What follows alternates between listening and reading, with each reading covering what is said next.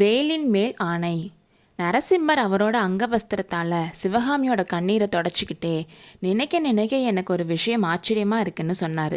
அது என்னன்னு அவளோட கண்களும் புருவங்களும் கேட்டுச்சு. உனக்கு ஞாபகம் இருக்கா சிவகாமி? நானும் சக்கரவர்த்தியும் முன்னாடி உன் வீட்டுக்கு வரும்போதெல்லாம் நீ ஓடி வந்து என் கையை பிடிச்சி இழுத்துட்டு போவ. நம்ம 2 பேரோட அப்பா ஒரு பக்கம் பேசிகிட்டு இருந்தா நம்ம ஒரு பக்கம் விளையாடிட்டு இருப்போம். நான் உன்கிட்ட பரதநாட்டியம் சொல்லி கொடுக்க சொல்லி கேட்பேன். நீயும் சொல்லி கொடுப்ப. ஆனால் நான் நல்லா ஆட மாட்டேன். அதை பார்த்து நீ சிரிப்ப. அப்புறம் ஓடி பிடிச்சி விளையாடுவோம். நம்ம விளையாடுறத பார்த்து நம்ம அப்பாக்களும் சந்தோஷப்படுவாங்க. அதெல்லாம் ஒரு கனவு மாதிரி இப்போ இருக்குது. அதுக்கப்புறம் எனக்கு 16 வயசு முடிஞ்சப்போ என் அப்பா என்னை யாத்திரைக்கு கூட்டிகிட்டு போனார். தெற்க சித்தர் மலையிலிருந்து வடக்கில் நாகார்ஜுனா மலை, மேற்க காவேரி நதி உருவாகிற இடம்னு எல்லாம் பார்த்துட்டு வர 3 வருஷம் ஆயிடுச்சு. அந்த 3 வருஷம் எனக்கு 3 யுகமாக இருந்துச்சு. 3 வருஷம் கழித்து நான் திரும்பி வந்து உன்னை பார்த்தப்போ நீ பழைய சிவகாமியா இல்லை. உன்னோட குணத்திலையும் நடவடிக்கையிலையும் நிறைய மாறுதல். உன்னை மாதிரி ஓடி வந்து என் கையை பிடிக்கலை, கலகலன்னு பேசலை, தூணுக்கு பின்னாடி ஒளிஞ்சு நின்றுக்கிட்ட. நான் உன்னை பார்க்காதப்போ நீ என்ன பார்த்த. நான் உன்னை பார்த்தா நீ வேற பக்கம் திரும்பிப்ப. உன்னோட சிரிப்பு போயிருச்சுன்னு சொல்லிட்டு இருக்கும்போதே சிவகாமி கலகலன்னு சிரிச்சா. என்னோட மனசும் நிறைய மாறுச்சு. இரவும் பகலும் எப்பவுமே உன்னை நினச்சிட்டு இருந்தேன். எந்த ஒரு முக்கியமான காரியம் பண்ணிட்டு இருந்தாலும் என்னால் உன்னை மறக்கவே முடியலை. அந்த மாதிரி ஒரு நிலைமையில தான் இந்த தாமரை குளத்து பக்கத்தில் தனியாக ஒரு நாள் சந்தித்தோம். 3 வருஷம் உன்னை பார்க்காம இருந்ததுக்காக நீ என்கிட்ட சண்டை போட்ட.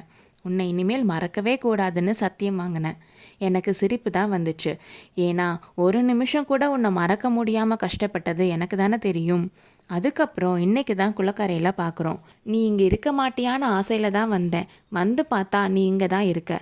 நம்மளோட மனசு எப்படி ஒத்து போயிருக்குன்னு பார்த்தியான்னு சொல்லி முடிச்சாரு. இவ்வளோ சொன்னீங்களே, நான் கேட்ட கேள்விக்கு மட்டும் பதிலே சொல்லலைன்னு சிவகாமி சொன்னான். மகனுக்கு கல்யாணம் பண்ணி பார்க்கணுன்னு அம்மாவுக்கு ஆசை இல்லாமல் இருக்குமா? தூதர்களை அனுப்புறது என் அம்மாவோட திட்டம். ஆனால் என் மனசில் இருக்கிறத அப்பா கிட்ட சொல்கிறதுக்கு நேரம் பார்த்துட்டு தான் இருந்தேன். அதுக்குள்ளே இந்த யுத்தம் வந்து அதுக்கு அவசியமே இல்லாமல் செஞ்சிருச்சுன்னு சொன்னார். எனக்கு என்னமோ நிம்மதியே இல்லை. 3 வருஷத்துக்கு முன்னாடி இருந்த மாதிரி நம்ம 2 பேரும் குழந்தையாவே ஆயிடக்கூடாதான்னு இருக்குன்னு சொன்னான். இல்லை சிவகாமி, குழந்தையாகிறதுக்கு நான் சம்மதிக்கவே மாட்டேன். இப்போவே போர்க்களம் போகிறதுக்கு சக்கரவர்த்தி வேணாம்னு சொல்கிறாரு. குழந்தையா இருந்தால் சம்மதிப்பாரா? அப்போ நீங்கள் உண்மையாகவே போர்க்களத்துக்கு போகிறீங்களான்னு ரொம்ப கவலையாக கேட்டா சிவகாமி. கண்டிப்பாக போவேன். அதை பற்றி தான் 3 நாளாக என் அப்பா கிட்ட பேசிகிட்டு இருக்கேன். 100 வருஷமாக அந்நியர்கள் யாரும் காலடி எடுத்து வைக்காத பல்லவ சாம்ராஜ்யத்தில் இன்னைக்கு சளுக்கர்கள் படையெடுத்து வராங்க. அவர்களை துவம்சம் செஞ்சு புத்தி புகட்டணும்னு சொன்னார் மாமல்லர். அதுக்கு தான் பல்லவ வீரர்களும் படைத்தலைவர்களும் இருக்காங்களே, நீங்கள் ஏன் போகணும்? பல்லவ சைன்யம் அந்நியர்களை எதிர்த்து போர் செஞ்சுட்டு இருக்கும்போது நான் அரண்மனையில் உட்காந்து அறுசுவை சாப்பாடு சாப்பிட்டு அம்மா கூட சொக்கட்டான் ஆடிட்டு இருக்கணுமான்னு கேட்டார். நீங்கள் போருக்கு போகிறத நான் தடுக்கலை. ஆனால் என்ன சொல்லுன்னு சொன்னார். உங்கள் கையில் இருக்க வேல் மேலே சத்தியம் பண்ணி போர்க்களத்திலும் என்னை மறக்க மாட்டேன்னு சொல்லுங்கன்னு சொன்னான். அவ்வளவு தானே. என்னை மறந்து விடுங்கன்னு சொன்னாதான் என்னால் முடியாது. மறக்காமல் இருக்க எத்தனை தடவை வேணும்னாலும் சத்தியம் பண்ணுறேன்னு வேல் மேலே சத்தியம் பண்ண போனவர் ஒரு செகண்ட் தயங்கி நின்னார். என்னாச்சுங்க, அதுக்குள்ளே மனசு மாறிடுச்சான்னு கேட்டா. இல்லை சிவகாமி, இந்த வேல் என்னோடது இல்லை. அதான் இன்னொருத்தரோட வேல் மேலே சத்தியம் பண்ணலாமான்னு தான் யோசிக்கிறேன்.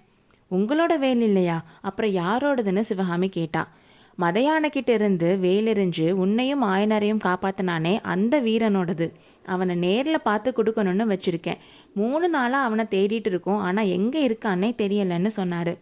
அவள் இருக்கிற இடம் சொன்னால் எனக்கு என்ன தருவீங்கன்னு கேட்டா. அவள் இருக்கிற இடம் உனக்கு தெரியுமா? சீக்கிரம் சொல்லு சிவகாமி. உனக்கு தான் நான் என்னையே தந்திருக்கேனே, வேறு என்ன தரப்போகிறேன்? அந்த வீரன் இப்போ எங்கள் வீட்டில் தான் இருக்கான்னு சொன்னான். என்ன சிவகாமி சொல்கிற? அவன் எப்படி இங்கே வந்தான்? நான் முன்னாடி உங்ககிட்ட சொல்லியிருக்கேன்ல, ஒரு புத்த பிக்ஷு அடிக்கடி வந்து என்னையும் அப்பாவையும் வடநாட்டுக்கு வர சொல்லி கூப்பிட்டுட்டு இருக்காருன்னு. அவர் தான் கூட்டிகிட்டு வந்தாருன்னு சொன்னான். சக்கரவர்த்தி சொன்னது உண்மையாயிருச்சேன்னு மாமல்லர் யோசிச்சுட்டு இருந்தாரு. இப்படி அவங்க பேசிட்டு இருக்கும்போதே தூரத்தில் பேரிகை முழக்கமும் சங்கு சத்தமும் குதிரைகளோட காலடி சத்தமும் கேட்டுச்சு. சக்கரவர்த்தியா வராருன்னு சிவகாமி கேட்டா. ஆமாம், அவர் தான் வராரு. நான் போய் அவரோட சேர்ந்துக்கிறேன். நீயும் சீக்கிரம் வீட்டுக்கு வந்துடுவேலன்னு கேட்டாரு. குறுக்கு வழியில் வந்துடுவேன். நீங்கள் போர்க்களம் போகிறதுக்கு முன்னாடி மறுபடியும் இங்கே வருவீங்களான்னு கேட்டா. கண்டிப்பா வரேன். உன் கருவிழிகளில் மின்னும் வேல்களின் மீது ஆணைன்னு சொல்லிட்டு சிவகாமியை திரும்பி பார்த்துட்டே போய் குதிரையில ஏறிக்கிட்டாரு. அவர் போறத பார்த்துக்கிட்டே இருந்த சிவகாமி அவர் போனதும் வீட்டுக்கு போறதுக்கு சீக்கிரமா நடந்து போனான். ரதியை அவள் மறந்துட்டு போனாலும் அவள் போவதை பார்த்துவிட்டு ரதி பின்தொடர்ந்து துள்ளி ஓடிற்று. அடுத்த அத்தியாயத்தில் சந்திப்போம்.